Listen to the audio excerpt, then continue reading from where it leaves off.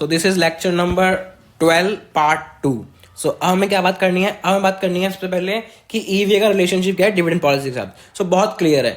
हमारा फॉर्मूला क्या है जो हमें पता है, वो है कि हमारा ROCE minus KC multiply by capital employed होता है। तो अगर हमारा ROC ज्यादा है KC से, सो इससे क्या होगा, जितना ज्यादा होगा उतनी हमारी मार्केट वैल्यू ईवी ज्यादा आएगा, जितना ईवी ज्यादा होगा तो मार्केट वैल्यू ज्यादा आएगी, उतना हमारा फर्म वैल्यू ज्यादा आ जाएगी, राइट। तो जितना ज्यादा हमारा अगर ROC ज्यादा है KC से तो हम हमेशा क्या करेंगे, हम रिटेन करेंगे डिविडेंड कम बांटेंगे, ठीक है। दूसरा क्वेश्चन ICAI जो पूछता है हमसे क्वेश्चन एग्जाम में, वो कहता है कि मैक्सिमम कितना हम डिविडेंड बांट सकते हैं, फर्म बांट सकती है, ताकि उसके जो मार्केट प्राइस है उस पर नेगेटिव इफेक्ट ना पड़े। तो इसका आंसर होता है, अगर नेगेटिव इफेक्ट नहीं पड़वाना तो आप मैक्सिमम जितना आपका ईवी आ रहा है हर साल का, आप उतना बांट दो, राइट, ठीक है। अब क्या है, तीसरी चीज क्या है? तीसरी चीज जो ICAI कहती है, वो कहती है कि if company pay high DPS what happen to the share price. तो क्या होगा, अगर आप ज्यादा EPS बांटने लगोगे तो उससे क्या होगा, आपका इन्वेस्टेड कैपिटल कम रह जाएगा, राइट। इन्वेस्टेड कैपिटल कम रह जाएगा तो EVA कितना आएगा, कम आएगा, और EVA कम आएगा तो MVA कम आएगा, उससे आपका शेयर प्राइस कम आएगा, दैट्स ऑल, राइट। अब हमें क्वेश्चन देखना है 48। ये एक अच्छा क्वेश्चन है, इजी से क्वेश्चन है, तो देख लेते हैं इसे। तो ये 48 क्वेश्चन नंबर क्या बोलता है? तो क्वेश्चन नंबर 48 कहता है कि ये हमारे पास डेटा है, करंट ईयर में हमारे पास इन्वेस्टेड कैपिटल इतना है, एडजस्टेड NOPAT इतना है, वैक इतना है। बहुत बढ़िया, हमें एडजस्टेड से लेना देना कुछ नहीं है, हमें सिर्फ NOPAT ही मानना है इसको, ओके, बहुत बढ़िया। अब प्रोजेक्टेड पीरियड्स क्या कहते हैं? 2011 का बोलता है कि 1 करोड़ इन्वेस्टेड कैपिटल होगा और 14 लाख होगा हमारे पास ये, और 12 का भी दे रखा है, बहुत बढ़िया। हमें फिर उन्होंने ग्रोथ रेट भी रखा कि 6.5% इज ग्रोथ रेट, और KC भी दे रखा है। तो हमें सब कुछ गिवन है क्वेश्चन में। हमें जैसा कि पता ही है कि हम करंट पीरियड का इस्तेमाल नहीं करते, तो करंट पीरियड को तो नहीं लेंगे, हम प्रोजेक्टेड वालों को लेंगे। तो हमारे पास KC दे रखा है, तो हम KC लगाएंगे इन्वेस्टेड कैपिटल के ऊपर दोनों ईयर्स में। हमारे पास NOPAT गिवन ही है, तो उसको जो KC लगा के जो वैल्यू आ जाएगी उसको माइनस कर लेंगे जब NOPAT में से, तो हमारे पास आ जाएगा कि हमारे पास EVA कितना है, और हमारे पास सेकंड ईयर का भी EVA आ जाएगा। इन्होंने फिर बोला ग्रोथ कितनी है, 6.5%, तो जो सेकंड ईयर का आएगा उस पर हम ग्रोथ लगाएंगे 1.065 से, और उसको फिर डिवाइड करेंगे हम अपना ग्रोथ KC माइनस G से, उससे हमारे पास एक वैल्यू आ जाएगी, तीसरी वैल्यू आ जाएगी, उसको डिस्काउंट कर लेंगे 2 साल, तो उसे प्रेजेंट में ले आएंगे, इन दोनों को भी डिस्काउंट करके प्रेजेंट में ले आएंगे, और फिर हम उसको 90 लाख में ऐड कर देंगे, तो हमारे पास आ जाएगा आज का वैल्यू क्या है फर्म का, राइट। सो देख लेते हैं अगर हम सॉल्यूशन कैसा ऐसे ही हो रखा है। तो देखिए, NOPAT था, हमने NOPAT लिया, फिर कैपिटल एम्प्लॉयड हमें गिवन था इतना, और इस साल में इतना गिवन था, NOPAT इतना गिवन था। उसके बाद हमने जो चार्ज लगाया, कैपिटल चार्ज हमें गिवन था, वो हमने लगाया दोनों में, और हमारा कैपिटल चार्ज की बाद ये आ गया। इसके बाद हमने इसे उसमें से NOPAT में माइनस कर दिया, तो हमारे पास EV आ गया। उसको फिर हमने जब डिस्काउंट कर लिया 8.42 से, तो हमारा ये डिस्काउंटिंग वैल्यूज आ गई, ठीक है। उसके बाद सेकेंड ईयर वाला जो था हमारे पास, जो हमारे पास सेकेंड ईयर में EV आया था, ये प्रेजेंट वैल्यू है फर्स्ट 2 ईयर के MVA की, जो हमने इन दोनों को प्लस कर लिया है।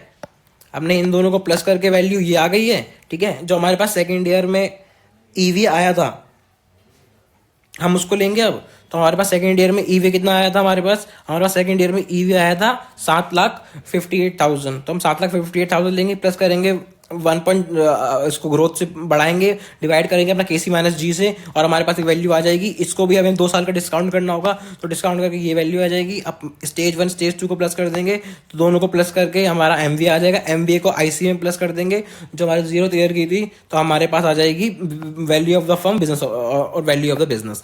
तो ये भी खत्म हो गया। हमारे अगला क्वेश्चन जो है वो क्वेश्चन है क्वेश्चन नंबर 47। ये भी बहुत ईजी क्वेश्चन है, तो ये भी देख लेते हैं। तो क्वेश्चन नंबर 47 क्या बोलता है? क्वेश्चन नंबर 47 हमारे पास ये है, एक बड़ा सा क्वेश्चन दिखता है पर है बहुत आसान क्वेश्चन।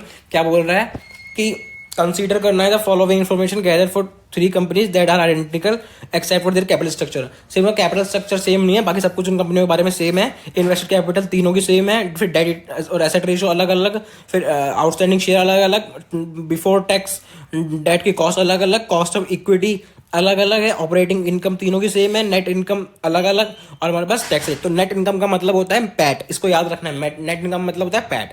तो पहला क्वेश्चन क्या बोलता है? पहला क्वेश्चन बोलता है weighted average of cost of capital निकालिए दोनों फर्म्स के, सब फर्म्स के, तीनों फर्म्स के लिए।